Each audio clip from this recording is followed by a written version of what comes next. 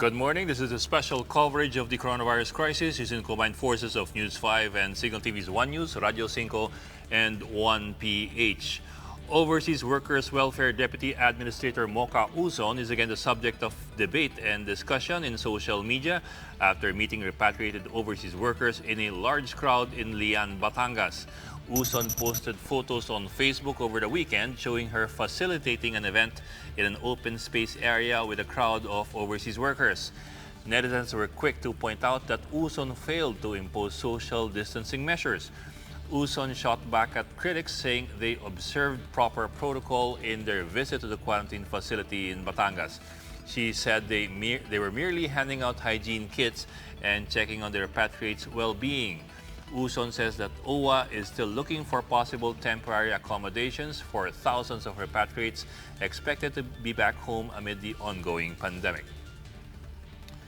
The Trade Department is eyeing 30 billion pesos in additional funding to help more micro, small, and medium enterprises or MSMEs in the country that were affected by the ECQ.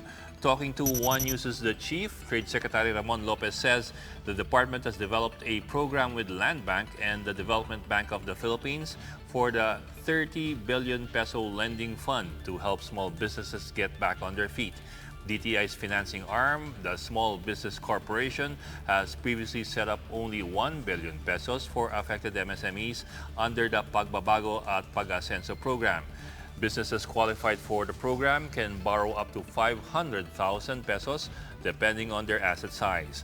Loans under the program will also have an interest rate of 0.5% every month. Kaya ngayon, ang ginagawa namin program para talagang masupport yung pati medium and pati yung mga large na naapektuhan talaga rin ng ano ngayon ng situation.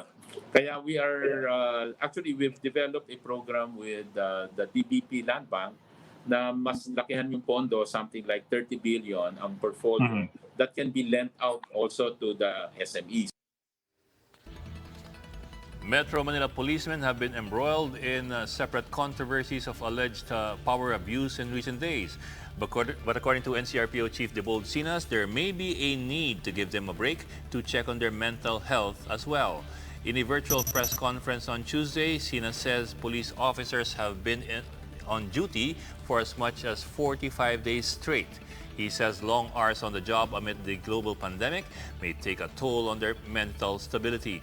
The NCRPO's chief's call comes after reports of supposed police brutality amid the lockdown period.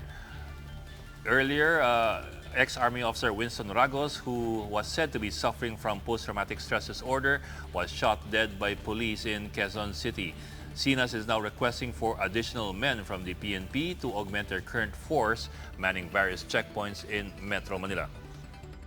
Kaya kami nanghingi ng reinforcement kasi 45 days straight na po yung mga pulis ng NCRPO naggagwardya.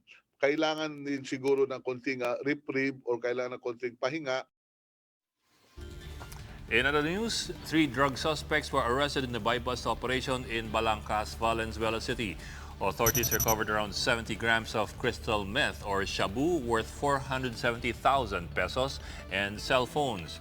The suspects will face charges for violating the Comprehensive Drugs Act as well as violating quarantine protocols. A non-profit charity-based organization helps feed families in Cainta, Rizal amid the health crisis. For breakfast, the group Kids International Ministries prepared porridge, champorado, and oatmeal for residents in poor communities. Members and volunteers aim to cook around 32,000 meals for the entire day, including lunch and dinner. The group says it has held feeding programs for 30 communities across Metro Manila, including Baseco Compound and Tondo. The Kids International Ministries is looking to continue their project until the end of the enhanced community quarantine. And that's the latest on the enhanced and expanded community quarantine. For more updates, follow News 5, the Philippine Star, and Business World Online. I'm Ed Lingao, and we are One News.